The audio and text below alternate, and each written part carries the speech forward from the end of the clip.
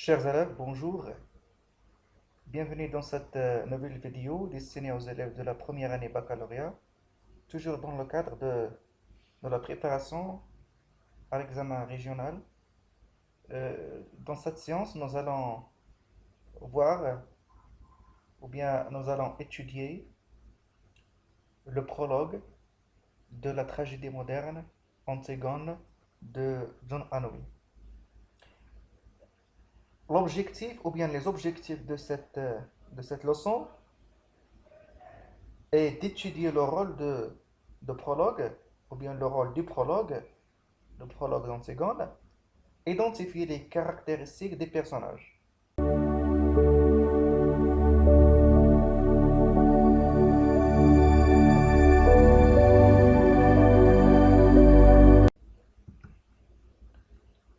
Alors la première question, bien sûr, après la lecture du prologue, donc vous allez essayer de lire le prologue et puis vous allez essayer de regarder la vidéo afin de mieux comprendre.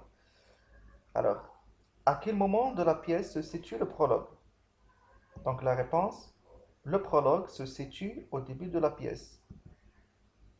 À quoi sert ce prologue? Le prologue sert à présenter les personnages et informer les spectateurs, lecteurs, sur les événements antérieurs à l'action. Par exemple, rivalité de deux frères Polynice et Théocle, le décret royal qui interdit l'enterrement de Polynice. Donc, le prologue nous informe sur les personnages, leurs caractéristiques et puis les événements antérieurs. Quelle remarque pourriez-vous faire à propos du décor? Donc, d'après le prologue, le décor est triste, lugubre et laisse présager la mort qui guette les personnages. Alors, quels sont les personnages présentés et quel est l'ordre de leur présentation? Donc, l'ordre de présentation des personnages dans le prologue, Antigone, c'est une héroïne et princesse. Esmène, la sœur d'Antigone, c'est la princesse.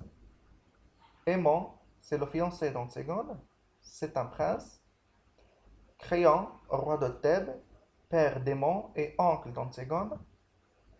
La nourrice, c'est celle qui a élevé les deux princesses, Esmène et Antigone. Et puis Eurydice, c'est la femme de Créon et mère d'Aimon. Et puis le page, c'est le petit garçon et compagnon fidèle de Créon, on peut dire le valet de Créon. Et puis le messager, c'est celui qui viendra annoncer la mort d'Antigone et d'Aimon, parce que la mort d'Antigone et d'Aimon va se hors scène, je dirais hors scène, pardon. Alors les gardes, ils sont chargés de surveiller le cadavre, ils vont arrêter Antigone, ils sont vulgaires, stupides et bornés. Alors quelles sont les informations qu'on vous donne sur les personnages? Alors, les personnages sont présentés par leur nom, leurs relations familiales, leurs fonctions et leurs occupations. Relevez les portraits des personnages et classez-les dans un tableau. Alors, portrait des personnages contenus dans le prologue.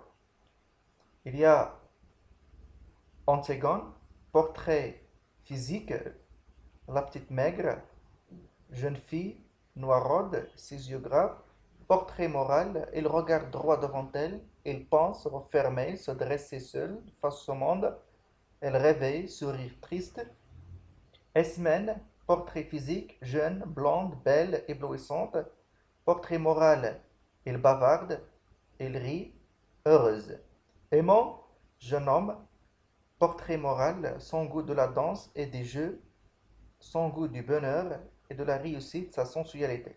Créant son portrait physique, homme robuste, cheveux blancs et la déride. Portrait moral qui médite, elle est fatiguée et juge difficile de conduire les hommes.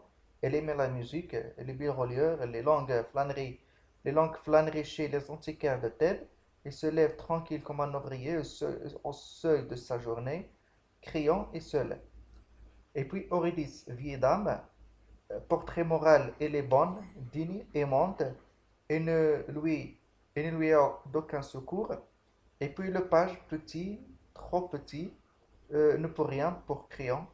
Le messager, portrait physique, garçon pâle et solitaire.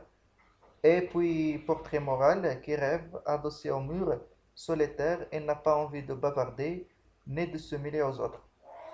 Les trois gardes, portrait physique, trois hommes rougeaux et sans taille, le cuir et le vin rouge, c'est-à-dire ils sont sales. Et puis, portrait moral qui joue aux cartes, ce ne sont pas de mauvais bougres et ils sont dépourvus de toute imagination, toujours innocents, toujours satisfaits. Alors, d'après ce portrait, que ce soit physique ou moral, donc on peut distinguer donc chaque personnage. Et puis, d'après ce tableau, on peut dire que d'après le portrait physique et moral, Esmène et Aimon se ressemblent, même si Antigone est fiancée à Aimon et ne, euh, je dirais, et ne le ressemble pas. Alors, relevez les informations que le prologue vous donne sur le lieu et le temps. Alors, les indices sur l'espace, Rideau, lieu de la présentation, Thèbes, lieu de l'action, la cour, lieu de l'action. Et puis les indices sur le temps, un soir de bal, avant, du temps d'Oedipe, temps indéterminé, mais pendant l'Antiquité. Et puis, après avoir présenté les personnages, le prologue, qu'a-t-il fait? Après avoir présenté les personnages, le prologue résume l'histoire qui précède le début de l'action pour mettre le spectateur au courant des événements passés, à savoir la mort d'Oedipe, la mort de ses deux filles, de ses deux fils entretués, l'événement de Créon, l'avènement de Créon comme roi qui a sauvé Thèbes en gouvernant en maître absolu, la défaite des sept princes devant les sept ports de Thèbes et le décret royal interdisant l'enterrement de Polynice et punissant de mort celui qui le braverait. Et puis, quelle fatalité pèse sur Antigone?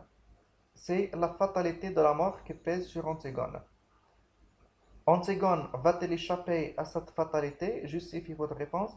Antigone ne va pas échapper à cette fatalité parce qu'il est un personnage tragique. Eh bien, le personnage tragique toujours finit par mourir. Alors, qu'est-ce qui montre que le prologue est un texte de théâtre? Voilà, le prologue est un texte de théâtre parce qu'il est introduit par une didascalie qui informe le lecteur sur le décor de la scène et sur ce que font les personnages. Le prologue est un personnage à part entière qui se détache du groupe pour parler au spectateur. Comment s'appelle en langage technique ce moment de la pièce? Ce moment de la pièce fait partie de l'exposition. Et puis la tragédie a-t-elle commencé? La tragédie n'a pas encore commencé et ne commencera qu'à partir de la première scène. Relevez les indices qui font du prologue une scène vivante. Le prologue est une scène vivante parce que le spectateur assiste à un tableau direct et visuel où les personnages sont présentés en action, tricotent, bavardent, jouent aux cartes.